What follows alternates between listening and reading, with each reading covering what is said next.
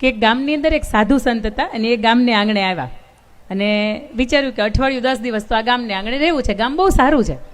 એટલે ગામની અંદર એની રહેવાની કોઈ વ્યવસ્થા નહીં, પોતે ઓટલા ઉપર સૂઈ જાય અને એક કરિયાણાવાળો જે છે એના દુકાનની બહાર પોતે આખો દિવસ બેસે, કોઈ વ્યક્તિ આવે તો એને મળે. અને કરિયાણાવાળો દુકાન હજી તો દુકાન ખોલે ની ભેગો એવું કે ભાઈ કંઈક દે ને ખાવા માટે. એટલે કરિયાણાવાળા દુકાન માટે એને એવું થયું 1-2 દિવસ આપું. 1-2 દિવસ આપ્યું, પણ ત્રીજા ચોથા દિવસે માંગે એટલે તરત એવું થાય કે આ વ્યક્તિને અહીંયાથી જાકારો કેવી રીતે હું આપી શકું ને મારે એ વિચારવાનું છે. રોજ હજી તો બોણી ન થયો એ પહેલાં સાધુ સંતો અહીંયા આવી જાય અને રોજ માંગે છે. એટલે એને ના પાડી દીધી. રોજ એને હડસેલી મૂકે, એના અપશબ્દો કે જેના કારણે સંત માગતા બંધ થઈ જાય. પણ સંતનો સ્વભાવ ને, એને કોઈની લાગણી ન લાગુ પડે ને એને કોઈની માંગણી ન લાગુ પડે, એને માન પણ ન હોય ને એને અપમાન પણ ન હોય. અને તેમ છતાં 8મા 10મા દિવસે એની પાસે જાય એટલે પેલો વ્યક્તિ હાથ પકડીને બહાર કાઢી મૂકે અને સંતને એમ કે હવે સંત માગતા નહીં, કારણ કે મારી પાસે બોણી નથી થતી, એ પહેલાં તમે આવી જાઓ છો અને તમે એમ કરો આ ગામ છોડીને જ જતા રહ્યો.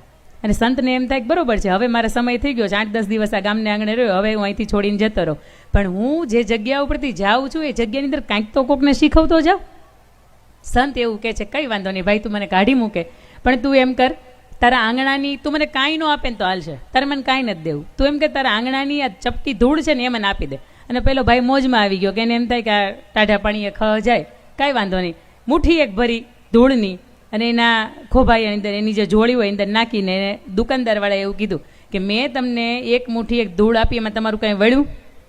અને સંતે બહુ મજાનો જવાબ આપ્યો, તો મેં તો ચપટી માંગીને તે મને મુઠ્ઠી આપી, આમાં તારો હાથ તો વળ્યો? તને જોઈને તારી હાથ પેઢીનો હાથ વળશે, તારો હાથ વળવો ને એ બહુ મહત્વની વાત છે. એક દાતાશ્રી આ રીતના હોય કે કોઈ વ્યક્તિ તમને મને અન્ય હૃદય સુધી સ્પર્શી જાય, તમને મને એમ થાય કે નહીં અહીંયા દેવું જોઈએ. અને બીજા દાતાશ્રી કેવી રીતના હોય, મેં તમને કહ્યું એમ કે એની પાસે તમે અનેક ગણું માંગો છતાંય તે આપી ન શકે. એક દાદા હતા અને દાદાની જે જમીન હતી ને એ નદીના કાપની અંદર જતી રહી. એટલે 14 વીઘા જમીન ગઈ એટલે સરકાર તરફથી એને 2-2.5 કરોડ રૂપિયા મળ્યા. હવે દાદાએ જિંદગીમાં 2-2.5 કરોડની ગણતરી કોઈ દી કરીને એટલે 3-4 દિવસ તો ગણતા થયા. અને ગણ્યા પછી વિચાર કર્યો કે હવે આને સુરક્ષિત જગ્યા ઉપર રાખવા હોય તો આટલી મોટી પેટી તો હમાય નહીં, તેને ક્યાં રોકાણ કરી શકાય, તો તેને ક્યાં ઓછી જગ્યામાં સાચવી શકાય. કોઈ વ્યક્તિ એને સલાહ આપે કે એને બેંકમાં મૂકી દેવાય, એટલે કે આલિયા માલિયા જેવા ઉઠી જાય ને આપણા પૈસા વયા જાય, બેંકમાં નથી મૂકવા, સામે રહેવા જોઈએ સામે. એટલે કોઈ વ્યક્તિ એવું કીધું કે સોના ચાંદી અંદર મૂકી દેવાય, તો કે ના ના એની અંદર એ ભાવ વધઘટ થાય, કાલે સવારમાં દુઃખ થાય, વધારે ભાવ 4 લાખ રૂપિયાનો ભાવ હોય ને લેવાઈ ગયું હોય ને પછી 2-2.5 આવી ગયા હોય તો દુઃખ થાય. અને કોઈ વ્યક્તિ એવું કીધું કે સુરતની અંદર ડાયમંડ બહુ સારા મળે, પણ દાદા જોજો સીવીડી કે ઓરિજિનલની અંદર તમે જોજો. અને દાદાને વિચાર આવ્યો કે નહીં બરોબર છે, સરસ મજાના અમુક એના કેરેટ કહી શકાતા એવા 24 જેટલા હીરા લીધા. અને હીરા લીધા પછી દાદા એટલા આનંદિત આવી ગયા, પેલા 2 કરોડ રૂપિયા સાચવવા માટે આટલી મોટી જગ્યા જોતી હતી, ઓલા તો આટલા જગ્યાની અંદર સચવાઈ જાય. દાદા રોજ ગણે, સવારે જમે ને પહેલાં ગણે, બપોરે જમે ને પહેલાં ગણે, સાંજે જમે ને પહેલાં ગણે. અને એક એનો નોકર હતો ને એ રોજ આ જોયા કરે, કારણ કે એની ઉપર વર્ષોથી એની સાથે કામ કરતો હતો. અને 2-3 મહિના પૂરા થયા ને એટલે 3 મહિના પછી દાદાના મગજ ઉપર અસર થઈ ગયા ગણતરીની. અને દાદા એવું કહેતા હતા એક દિવસ 10 વાગે સવારમાં બેઠા બેઠા કે મારા તો કાંકરા થઈ ગયા, મારા હીરા હતા ને તો કાંકરા થઈ ગયા, હું કાંકરાને ગણું છું. અને ત્યારે એના નોકરે બહુ મજાની વાત કરી, દાદા જેને સમાજ માટે વાપરવા હોય એના માટે કામની છે કે આ હીરા છે, જેને ગણવા જ છે ને એના માટે પથ્થર એ ખરખા છે ને એના માટે આ હીરા છે એ ખરખા છે. દાદા થોડાક આપીને જાઓ ને તો આ સમાજ તમને યાદ રાખશે, બાકી ગણતરી તો તમે બે કરીએ છીએ. ઘરની અંદર ગણતરી થતી હોય મારી ના નથી, પણ એ ગણતરી તમે સમાજ માટે, તમારા સમાજના હિત માટે આપી શકો ને તો એ લેખે છે. એવું કહેવાય કે વર્ષોથી તમારા કોઈ 2 વ્યક્તિની સાથેના સંબંધો હોય અને સંબંધો તૂટી જાય, તેમ છતાં એ વ્યક્તિની અમુક અંગત વાતો હોય એ તમે અંત સુધી સાચવી રાખો ને તો એને તમારી અંદર રહેલી ખાનદાની કહેવાય. કોઈ વ્યક્તિ તમારી સાથે દગો કરીને જાય કોઈ પણ રીતનો, અને છતાંય તમે એને મુચ્છામી દુકડમ કહીને માફ કરી શકો ને તો તમારી અંદર રહેલી ખમીરી કહેવાય. એક બાજુ તમારો સાચો, તમારો પોતાનો માણસ ઊભો હોય અને એક બાજુ તમારો કોઈ પારકો માણસ ઊભો હોય, અને આ બેમાંથી તમને કોઈ એવું કે સાચું કોણ ને ખોટું કોણ તમારે ન્યાય કરવાનો છે. તમે પારકાનો પોતાનો એ ભૂલી જાઓ, પણ સાચું કોણ ને ખોટું કોણ આના પક્ષે જો તમે ન્યાય કરી શકો ને તો એને તમારી અંદર રહેલી ખુમારી કહેવાય. અને ઈશ્વરે આપણને ગોળા જેટલું આપ્યું હોય અને એમાંથી એક ગ્લાસ જેટલું કે એક લોટા જેટલું સમાજ હિતના કાર્યોમાં તમે આપી શકો ને તો એને દાતારી કહેવાય.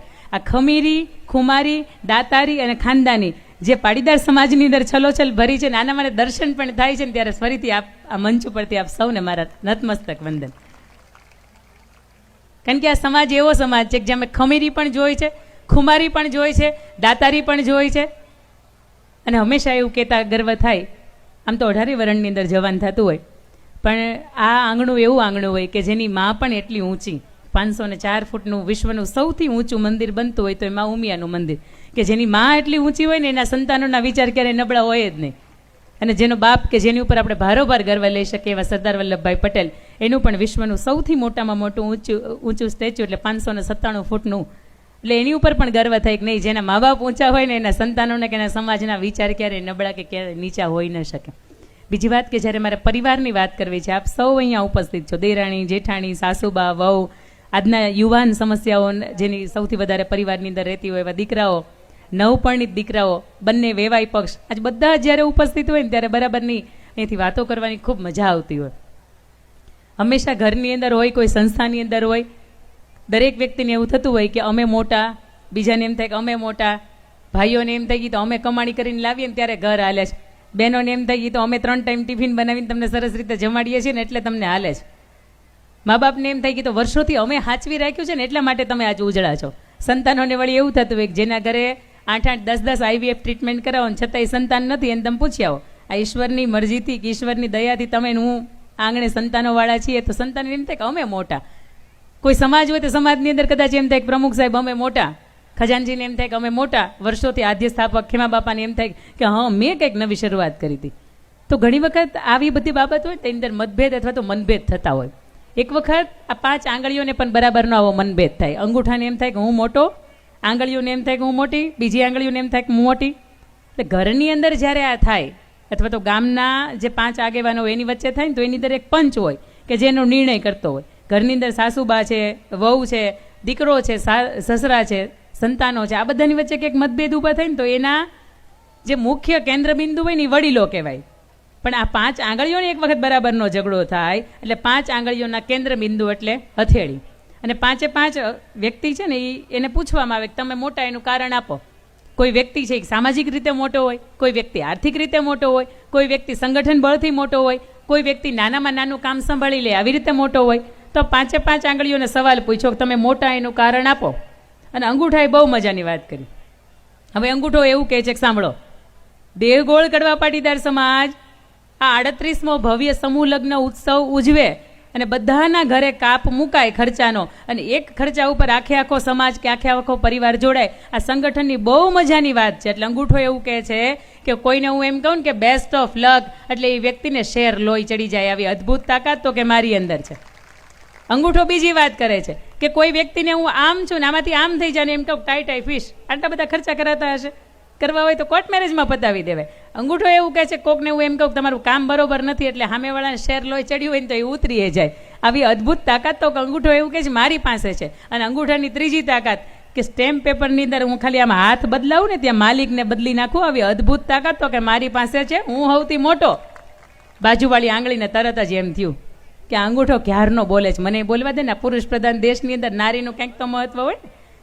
અંગૂઠો એટલે પુરુષ કહેવાય, સ્ત્રી એટલે નારી, એટલે આંગળી એટલે કેવી આપણે કહીએ. એટલે આંગળીએ તરત એવું કીધું કે તું બેસ્ટ ઓફ લઈને કહીને કોકને શેર લોહી ચડાવી શકે, તું દસ્તાવેજની અંદર માલિકોના નામ બદલી શકે, પણ આ આંગળી એવું કહે છે 5 વર્ષે મતદાન આવે હું તો દેશનો રાજા બદલી નાખું ને. આટલી બધી તાકાત આંગળી એવું કહે છે મારી પાસે છે. આંગળી બોલે છે. એની બાજુમાં તરત ત્રીજી આંગળી ઊભી થઈ, એમ કે હુંય મોટી છું. પણ એને ખબર નથી ને આપણા ગુજરાતમાં કહેવત છે મોટા એટલા, આ કોણ બોલ્યું? આ હું તો નથી બોલી. અને આ બધા અહીંયા મંચસ્થ ઉપર માથા બેઠા છે. પણ કેવા છે ખબર, ઘણા કામથી મોટા હોય અને ઘણા માત્ર નામ કે એના વાયદાઓ જે કરી જાય ને એનાથી મોટા હોય. ઘણા અહીંયાથી આવીને એમ કે હું તમારા સમાજનો જ છું, તમારો જ કહેવાવ, તમારો જ પ્રતિનિધિત્વ છું, મને વોટ આપો, હું તમારા માટે કામ કરતો રહીશ. અને આ મારો નંબર છે, અડધી રાતે કામ પડે તો મને જવાબ મારા માટે ફોન કરજો. અને પછી આપણે ફોન કરીને તો કંપનીવાળા એવું બોલે કે આ નંબર 6 મહિના પહેલાં જ બંધ થઈ ગયો છે. એટલે આવા સમાજમાં જે ખાલી નામના મોટા છે ને, આ ત્રીજી આંગળી એવું કહે છે કે હું મોટી છું પણ તમે બેન કામ ના ખાલી દેખાવના જ મોટા છો. એના પછીની આંગળીએ સરસ મજાની વાત કરી કે મોટી તો હું છું, કારણ આપો ભાઈ. બધાને પાસે કારણ પૂછવામાં આવતા હતા. એટલે આંગળીએ બહુ મજાની વાત કરી કે અંગૂઠો માલિક બદલી શકે, એના પછીની બીજી આંગળી છે એ દેશનો રાજા બદલી શકે, ત્રીજી આંગળી તો કહેવાની મોટી છે. આ ચોથી આંગળી છે ને એ એવું કહે છે કે તિલકનું કામકાજ છે ને એ મારા હાથમાં છે. દેશનો રાજા બદલી જાય પણ એની તિલક વિધિ ન થાય, એની શપથ વિધિ ન થાય ત્યાં સુધી આગળ કામ કરી શકે નહીં. એટલે જ્યાં સુધી મારું મહત્વ તમે નહીં આંકો ને ત્યાં સુધી તમારા શુભ કાર્ય કોઈ થશે નહીં. અને તિલક કામનું બહુ મહત્વનું છે. આજની ફેશનની આડની અંદર આપણે આપણું કપાળ છે ને એ કોરું રાખીએ છીએ ને, તો એક વખત જેના જીવનનું કપાળ કોરું છે ને, જેના જીવનમાં ચૂડી ચાંદલા રંગ નથી ને, એને પૂછજો. અહીંયા બહેનોની ઉપસ્થિતિ છે ને એટલે મારે ખાસ કહેવું છે કે આ સુંદરતાનું પ્રતીક જ નથી, અસ્ત્ય સરસ મજાનું ત્યાં બુદ્ધિનું પૂજન આપણે કરી શકીએ. અને એ આજ્ઞા ચક્ર છે. અને ઘણા તો એની માથે ગુંદરવાળો ચાંદલો ચોપડે કે એક તો બુદ્ધિ આમે ઓછી કામ કરતી હોય અને એની માથે ગુંદરનું પડ મારી દે. એટલે આપ સૌને વિનંતી કે આપણે સનાતન ધર્મની સાથે જોડાયેલા છે, કપાળ ખાલી નહીં રાખતા, ફેશનનો એક ભાગ નહીં બનાવતા, એક થોડાક આધ્યાત્મ તરફ જજો. આંગળી એવું કહે છે કે તિલક વિધિ ન થાય ત્યાં સુધીની કામની શરૂઆત ન થાય. મોટી હું ટચલી આંગળી વધી બાળકો જેવી, અને બાળકો ઘરની અંદર એમ કે હું કવે એમ થાય એટલે બધા જ સામું જોઈએ આપણે એમ ડોળા કાઢીને. એટલે ટચલી આંગળી એવું કીધું કે મોટી હું, એટલે બધાએ પૂછ્યું કારણ આપો ભાઈ. અને ટચલી આંગળી બહુ સરસ મજાની વાત કરી કે ઇમરજન્સી કોઈ કામ ન લાગે ને તેથી હું કામ લાગુ. આ તમે સમજો નહીં. આ પવિત્ર મંચ છે એવું કાંઈ ન બોલાય અહીંયાથી. એ તો બહુ નાના હતા. ઓલા બેનને સાહેબ કે બહાર ન જવા દેતા ને પગે 3 વખત ખાલી ચડી ગયો ને ઉતરતી નહીં, એટલે ઓલા લીમડાને છાંય ને પીપળાને છાંય ને 2 લટાર મારી આવી એટલે ગણિતનો દાખલો યાદ રહી જાય, એકાદો નિબંધ યાદ રહી જાય આપણને. આ એ બહુ નાના હતા ત્યારની વાત છે. પણ અત્યારની નિબંધ એટલે 5200 વર્ષ પહેલા ઇન્દ્ર રાજાને એને ગોવર્ધન પૂજા બાબતની અંદર ડખો થયો અને કૃષ્ણ ભગવાને એ પોતાના સહી સલામત અંગ હતા અને તેમ છતાંય હાથની અંદર એકમાત્ર ટચલી આંગળી ઉપર ગોવર્ધન ધારણ કર્યો હતો. તો એ વર્ષો પહેલાં તો 5200 વર્ષ પહેલાં કૃષ્ણ ભગવાને કહી ગયા કે આમાં નાનું કોઈ નથી અને મોટું કોઈ નથી. આ 5 આંગળીઓ પછી પોતાના સાચા હતા, પોતા 5 ને જે જવાબ આપ્યા એ સાચા હતા, પણ બધી ભેગી થઈને અંગૂઠાની હથેળી પાસે ગઈ અને હથેળીને કીધું કે હવે તમે કયો આમાંથી મોટું કોણ, કોને પ્રમુખ કહેવાના, કોને ઉપપ્રમુખ કહેવાના, કોને ખજાનચી કહેવાના, કોને મંત્રી કહેવાના. બધાને એમ થતું હોય કે આ કંપાએ બહુ સારું કામ કર્યું કે અમારું સ્વાગત થવું જોઈએ. બીજા કંપની એમ થાય કે અમે સારું કામ કર્યું તો અમારું સ્વાગત થવું જોઈએ. અમને આમ પેલું એમ કેવું જોઈએ કે ભાઈઓને એમ થાય કે અમે તો તમને છૂટ આપીએ એટલા માટે તમે સરસ મજાની હાડીઓ પહેરીને કામ કરી શકો. અમે તમને એમ કહી કે ઘરમાં 8 ગાયો કે ભેહું બાંધી છે ને તમારે એ જ કરવાનું છે, એટલે સમાજ માટે તમે સમય ન આપી શકો. પણ 5 આંગળીઓ હથેળીની પાસે જાય ને હથેળીને એવું કે હવે તમે સમાધાન કરો. હથેળી છે ને એનું કામ વડીલ જેવું છે અને એને બહુ મસ્ત સરસ મજાનું સમાધાન કર્યું કે તમે 5 આમ અલગ છો ને એટલે બીજા 5 ઘર કરી જાય. તમે 5 ભેગા થઈ જાઓ અને સરસ મજાનું તમામ બટકું કોળીઓ ભાંગો ને અને કોકને આમ જમાડો ને તો એ માણસની વર્ષોની ભૂખ હોય ને ભાંગી જાય. તમે એનું ગમે એટલું ખાઈએ પણ ગમતા વ્યક્તિના હાથેથી તમે એક કોળીઓ ખાવ ને તો તમને ઓડકાર આવી જાય. 5 તમે ભેગા થઈ જાય ને આમ પાણીનો ગ્લાસ તમે ભરો ને કોકને પાવ એટલે માણસની તરસ બુજાઈ જાય.